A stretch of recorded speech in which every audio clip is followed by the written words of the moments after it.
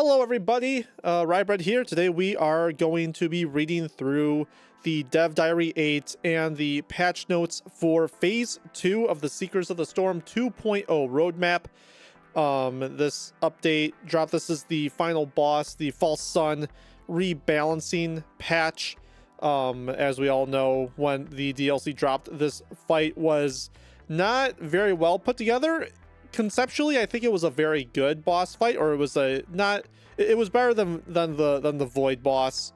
I don't think anything will beat Mithrix, but there's just a lot of jank attached to this. So yeah, we're gonna go through the patch notes here, and we are going to break down what has all changed. They gave kind of like a deeper dive of the boss fight on this post, but then they also posted the full patch notes, so we will be going over that as well. We'll just be reading the False Sun boss fight area here, and then we will do Seekers of the Storm item balancing in the patch notes. I won't go through all this because a lot of it's just reiterating what's said in the patch notes, and the patch notes are a lot more quick and concise.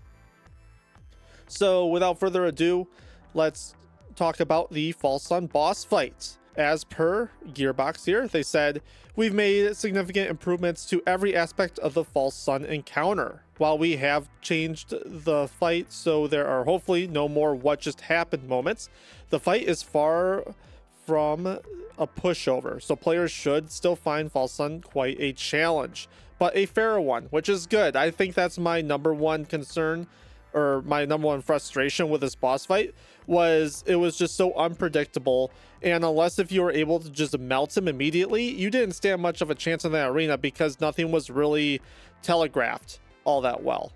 Continuing on here, one of the biggest updates we have made is improving False Sun's laser and arena cover significantly. The laser damage has also been rebalanced to ramp up quickly, but still give you time to either get to or move between cover. That's awesome, because if you were caught out in the open and get hit by that laser, your fight was pretty much over, unless if you had like a huge stack of elixirs or just crazy damage mitigation, or had the ability to go invisible. It was very hard to counter unless if you were already behind cover, and hopefully they telegraph when the laser's starting a little better too, because there wasn't really much to indicate unless if you're looking right at his face.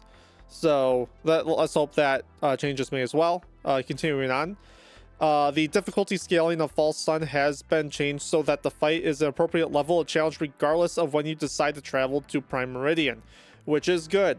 This includes, but isn't limited to, giving him adaptive armor similar to Mithrix and Void Lane, so he should still be a challenge pre-loop, but will no longer be one-shot able after looping.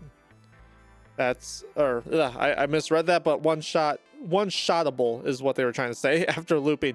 That's good. I think our strategy, there was two strategies for taking on False Sun. Either just rush to him as quickly as possible, like spawn in, get your green totem. If there wasn't a green altar for you on stage 1, you would just re-roll and get to him as quick as you can, like getting to the boss fight within like 15-20 minutes, and you would maybe have a chance because he was so weak. Or you do like a bunch of loops until you are an unkillable god and just melt him when you get to the boss fight. Hopefully having more fair scaling will do a lot to just kind of make the game feel natural, like have it flow in a normal way. So that's good. On top of those mechanical changes, we've also improved False Sun's animations and transitions.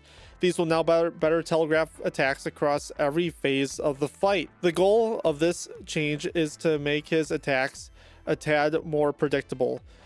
You should now run into far fewer attacks that are a complete surprise, and have more time to react to difficult situations, which is good. We obviously have to see what those things are. We can see a little bit here in the video here, like his swing is a lot clearer. I think a lot of that, he would just kind of like walk at you and just immediately slam his arm down. There's just no warning that a slam that could potentially one-shot you was coming. So it's good that that they're making these changes. Audio and visual effects have been added to every different False Sun ability. Again, this is to better communicate to players which of his abilities he has just used or is about to use. Good changes. We've improved his AI so he will smoothly navigate around the arena. This should lead to far less unexpected behavior.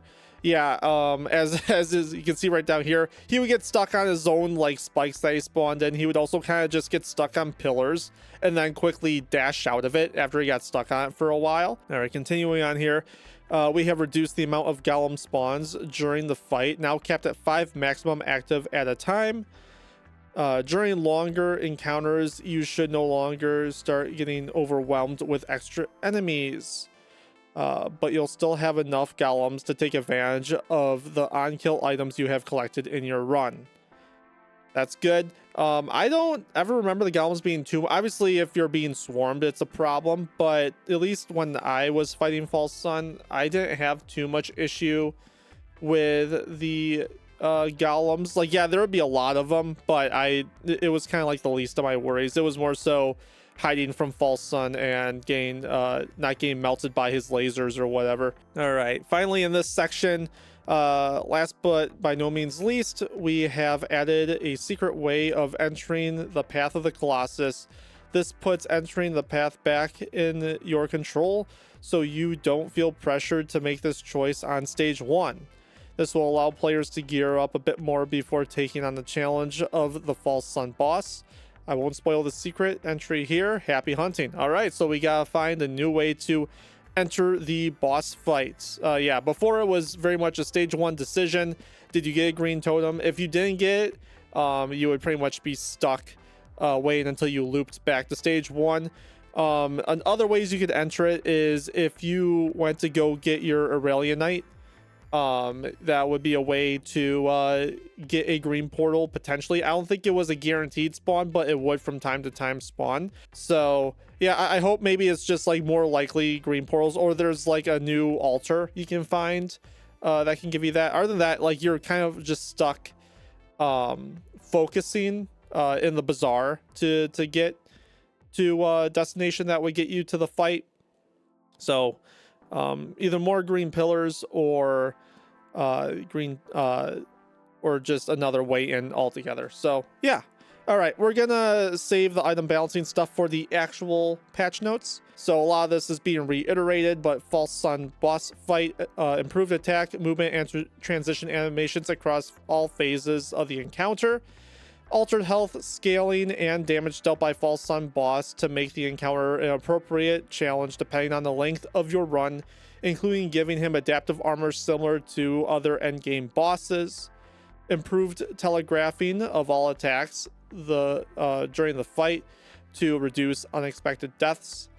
Improved visual cues to better communicate False Sun encounter abilities and effects. Improved False Sun pathfinding around the arena. Reduced stone golem spawns during the encounter, and adjusted lunar pillar cover in the arena. There we go.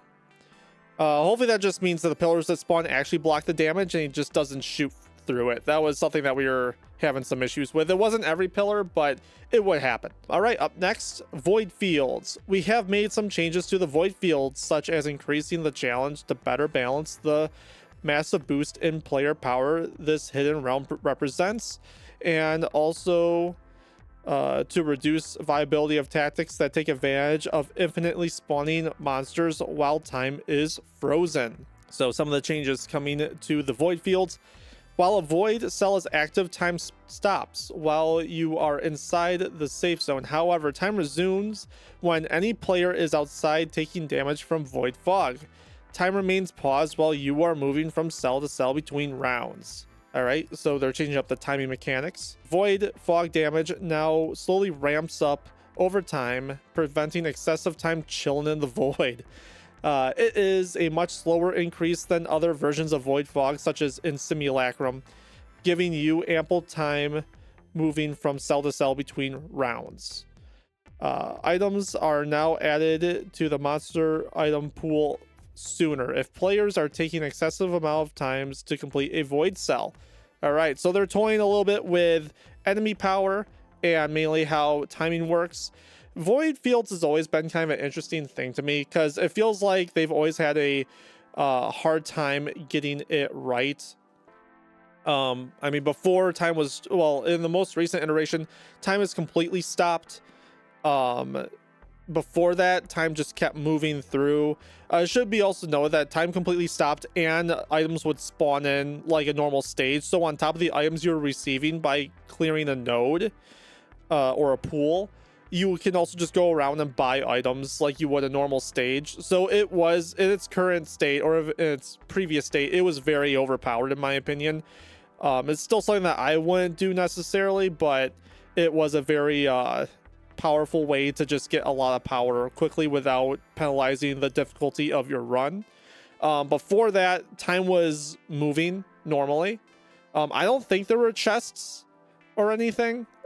So it was normal void, but the time was moving, so its worth wasn't as good. It wasn't as worth the risk, because you would go back to stage 2 and you would have tacked on like an extra 15 minutes. And before that, I believe it was just time was stopped.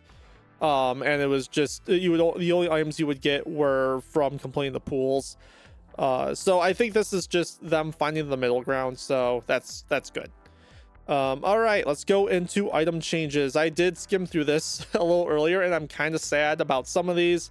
Our fun time with the phase 1 of this update, where they kind of overtuned all of the new items from Seekers of the Storm, is over. They're kind of bringing a lot of those things down. Let's go over them real quick here. Item changes based on community feedback since the previous Seekers of the Storm item update. We have made some balance changes to the items introduced with the DLC.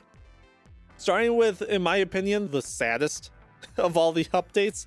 Unstable transmitter can now only be activated once per stage, and barrier gain has been reduced to 35% of maximum health. It was 75% before.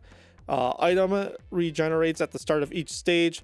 One-shot protection removed. So no longer do we have the item to save our elixirs and just pretty much, it was like a light version of Dios. Like you could not die if you had enough of these things.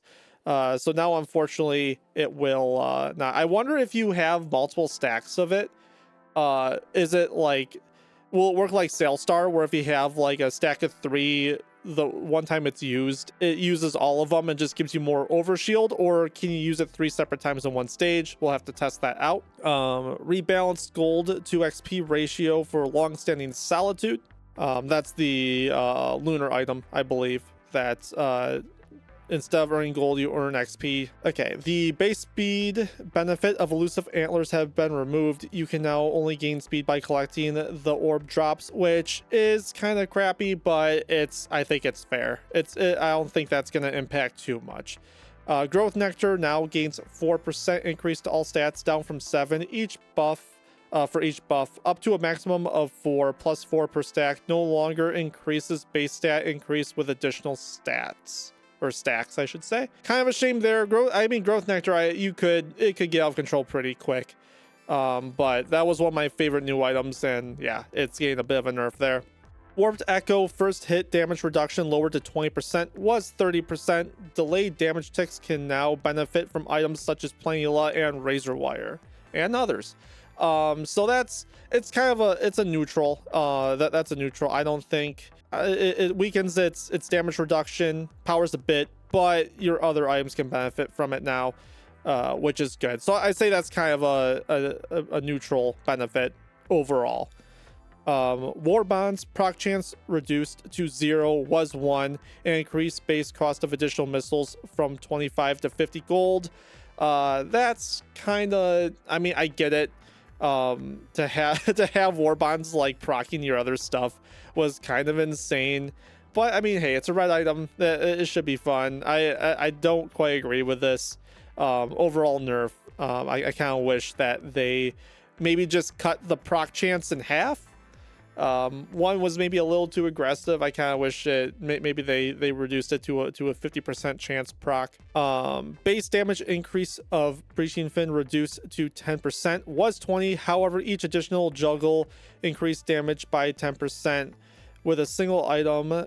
The total bonus is 30 fully juggled enemy, including further stacks of Breaching Fin gives you an extra juggle and further 10% damage for each additional juggle.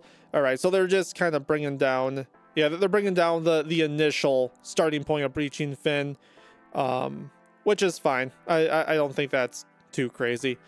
Attack speed bonus for a bolstering lantern has been reduced from 10% to 7.5% per enemy within a 20-meter radius. I don't think we'll be feeling that too much. That's a relatively small nerf. Loot chance from Source Whispers has been rebalanced to favor white items. I hope with this they also just up the chances of stuff dropping overall. I feel like we don't get a lot of drops from elites. I know it's a percentage chance to drop from elites and guaranteed from bosses, but if it's gonna be white items over other stuff, I kind of hope that they up the drop chance overall from elites. Reduce the audio volume of the chronic expansion beeps when the effect is due to fall off. So the beeps will be quieter, I guess. We'll see if that's a problem or not. I don't even notice it too much when I'm playing in the current state, so I guess we'll see. Enemy changes. Revise Halcyon Whirlwind attack to address odd pursuit behavior. That's probably for the best. I know it would like send him just like, it would slingshot him across the stage, or it would kind of do like a weird tracking thing, or he'll get stuck on geometry very easily. So curious to see how that kind of fixes those little bugs in his behavior. Improve Halcyon hitbox to better match the visuals. Thank God there are certain parts of his body that just wouldn't register hits, so that's good. All three blasts of Halcyonite's tri-laser now track the player. That might be incredibly frustrating. I guess we'll see. I'm not crazy about that. We'll see how that pans out. Scorchworm HP has been reduced. Thank God. Scorchworms are so annoying. It looks like we got an Scorchworm patch 2. Running over a buried Scorchworm should now be more consistent in forcing them to come above the ground. Yeah, that wasn't happening, at least not commonly. To the point that I didn't even know that was the mechanic. Like, I always thought they came to you and just resurfaced, but I guess all this time, if you just ran over their path, they should resurface. So, okay, I guess I learned something there. See, other changes. Add an alternate way to enter the Path of the Colossus, as we discussed in the previous section. If you choose to continue your run after Prime Meridian, the stage count will no longer increment. For example, if you enter the Path of the Colossus on stage 1, when you complete Prime Meridian, you will enter a stage 4 variant. Previously, you would always be taken to the hatchery. Okay, so it's just repathing the level progression.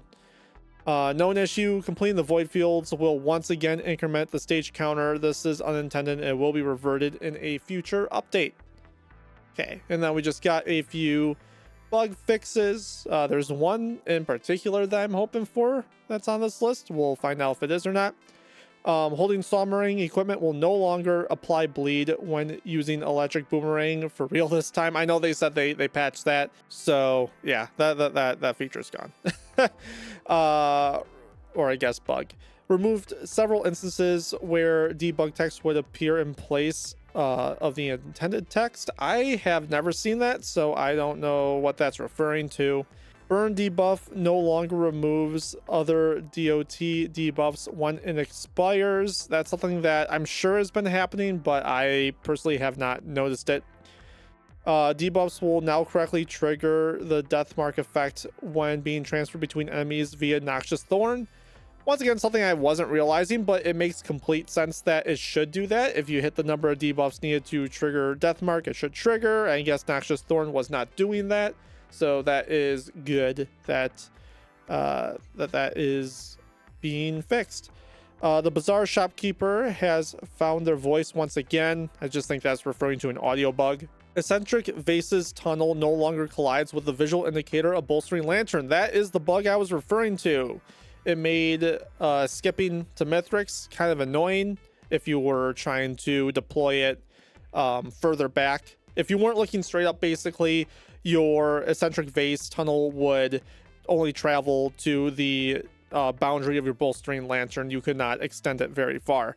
Very annoying bug. Happy that it is fixed. War Bonds is now blacklisted from the scavenger's item pool. I wonder, probably because you're being seen as a boss, if I had to guess. So if a scavenger had War Bonds, it would call it in on you. That's kind of funny. I don't really encounter scavengers all that much because I just do Mithrix runs. So that's actually pretty hilarious. Enemies reduced in SOTS can now appear on stages when using Artifacted Dissonance. Verdant Falls should now correctly be accessible when looping with SOTS disabled. Fixed an issue when a client leaving and rejoining a multiplayer run after charging up the TP with the Artifacted Delusion enabled would cause all reset chests to no longer be functional. Okay, so that's a very niche thing, but fixed. Environmental logs are now correctly considered as in the collectibles line of the profile stats page. Fixed multiple issues during split screen play on next gen consoles concerning permissions when the game is paused. Fixed a couple of spots where the player could clip through the terrain on commencement and Siren's Call. I kind of wish that they wouldn't fix some of that stuff for enemies. I've been seeing way too many enemies clipping through terrain and not being able to hit them. Very annoying. Let's hope they fix that soon. Engineer will now display their walk animation correctly when using a controller and only very slightly moving the stick. Okay, so they just like stick sensitivity things, and that's everything. All right, so I actually got a lot more than just a boss rework. So we're gonna definitely go in and give it a try. I'll be posting some videos or some clips of the boss fight in a future video, but I think we're gonna end this one here. So guys, if you stuck to the end, I thank you so much for watching. It would be super appreciated if you dropped a like and subscribed. We try to post videos every week. I'm trying to get into the habit of that. But we also stream once or twice a week, Tuesdays and Thursdays, right here on YouTube. So if you want more content, Risk of Rain 2 content, or just roguelike content in general, be sure to subscribe and hit the notification bell. But guys, thank you so much for watching, and until next time, have a good day.